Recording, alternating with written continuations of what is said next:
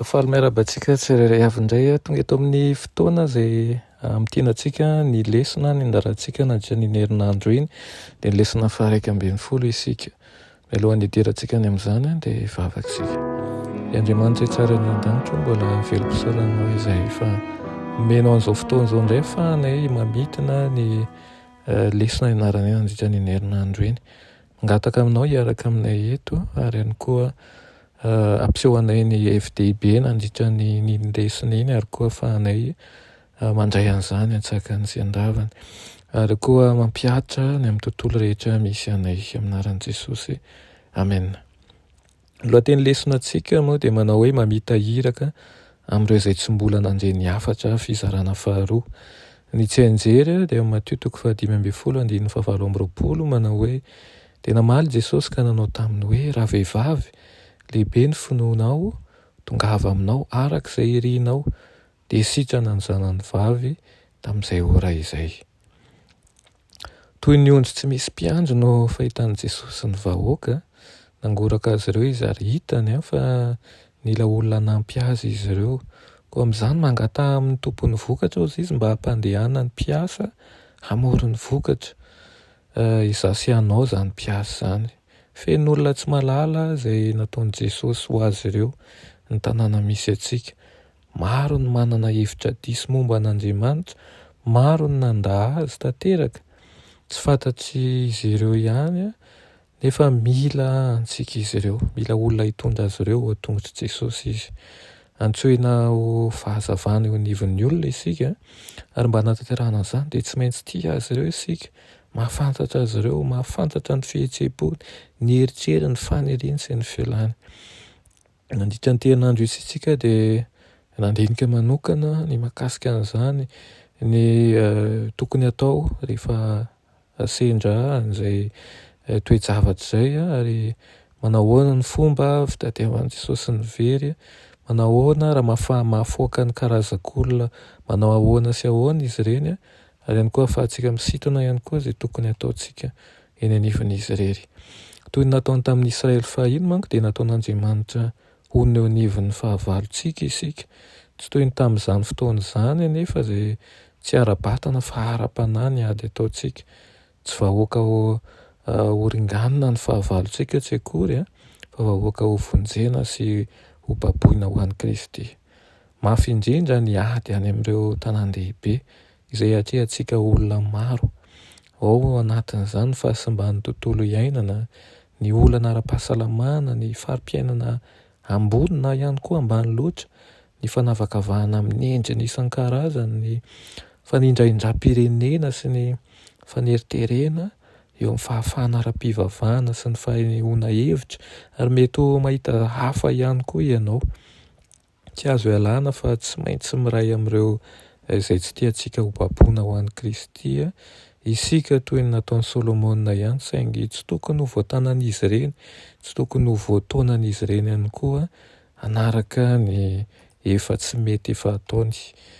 Izao ny voasoratra ao Matteo 7:9-10 manao hoe noho ny nahita ny vahoaka Jesosy dia nahonena azy ny fijeriny an'ireo satria nampahan-tsaina ireo ka nafoy toy ny ondry tsy misy mpiandry. Tsy salasalana fa miahy ny isam-batan'olona Jesosy kanefa miahy ny vahoaka koa izy. Anisan'ny nihiraka atao zany ny fanatratrarana ny vahoaka.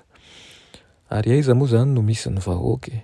Any amin'ny tanàn-dehibe, any amin'ireo toerana lehibe ao an-tampon-tanàna izay matetika ahitana olona tapitrisany.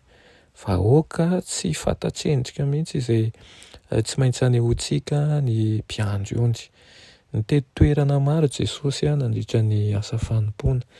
Tamin'izany dia vahoaka maro be avy any Siria, Galilea, Dekapolisy, Jerosalema, Jodia no nanaradia azy.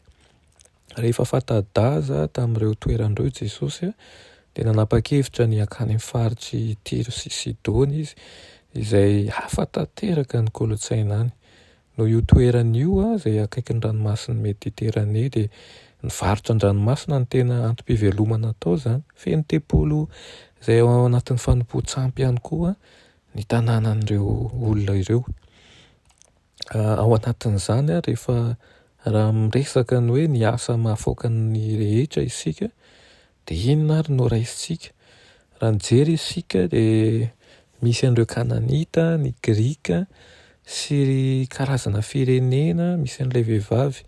Raha ny marina dia izany rehetra izany no izy. Miankina amin'ny fomba fijerin'ny mpitantara sy ny mpamaky an'izany ihany koa. Nanoratra ny filazantsara manko Matthieu tamin'ny fieritreretana fa jiosy ny mpamaky anazy. Dia ho an'ny jiosy dia Kananita io vehivavy io, izany hoe anisan'ireo mpanompo sampy izay tokony horohana hiala amin'ny tanànam-panantenana izay tsy mendrika no vonjena raha ny fijerin'izy ireo. Nanoratra ny filazantsarany ihany koa ny Marka tamin'ny fieritreretany fa Romanina ny mpamaky azy, ary nampiasa ny teny Grika izy ireo mba hilazana azy satria ny Romanina izay jentilisa ho an'ny jiosy, barbariana ho an'ny Grika. Noho izany anton'izany no namaritany Marka mazava tsara ny fiaviany. Samy te anaty tantotra an'ireo evanjelista roa ireto vavahiny eo amin'ny vahoakan'i Israely ilay vehivavy mba ho azahoan'izy ireo mahatakatra ny antony nanaovan'i Jesosy an'io vehivavy io, toy tahaka an'izany talohan'ny namalian'ny fangatahany.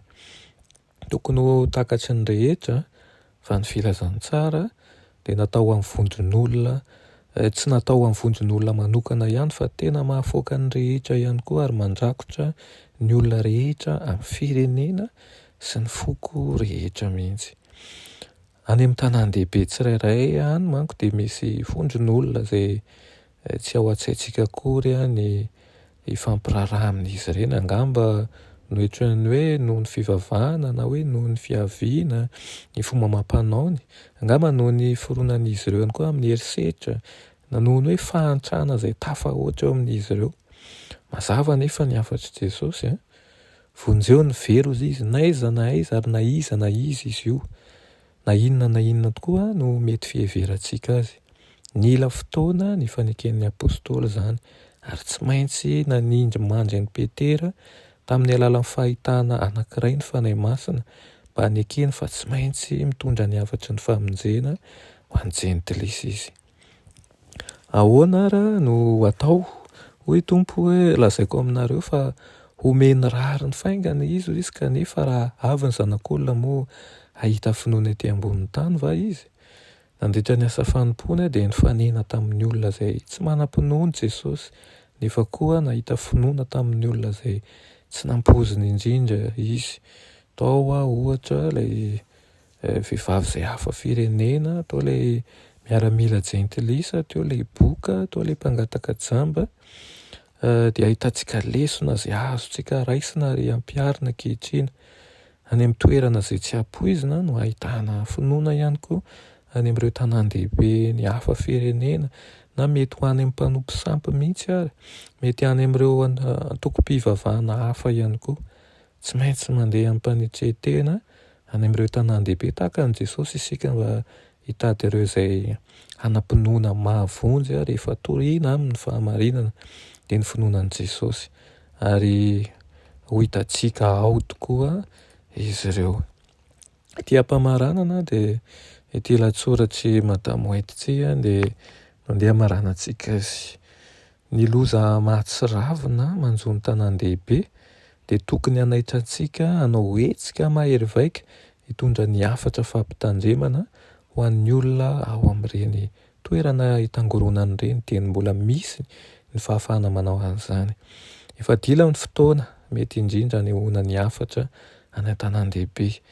Miamitombo haingana ny fahotana sy ny faharatsiana rakehitriny, dia tsy maintsy manonotra ny fotoana isika amin'ny fiasana maika afatratra.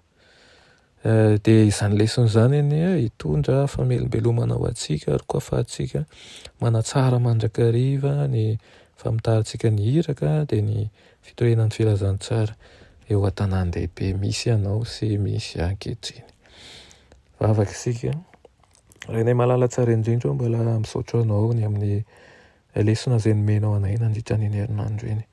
Misaotra anao ihany koa izay ohatra lehibe ho anay, satria ianao mihitsy no tsy mba nifidy tavan'olona fa namposaka ny fahazavanao sy ny fitiavanao amin'ny sokajin'olona rehetra na ny toerana misy ny olona ihany koa. Mangataka aminao izahay ary mangataka amin'ny fanainao masina mba harotsaka ao aminay, mba hitari-dalana anay ary koa ankairy anay hanome ny fahaiza-manao rehetra, mba ahafahanay mamita sy mampiasa ny fahaiza-manao rehetra entina hitoriana sy hanay ho-pitiavana amin'ny olona rehetra manodidina anay. Amin'ny anaran'i Jesosy, amen.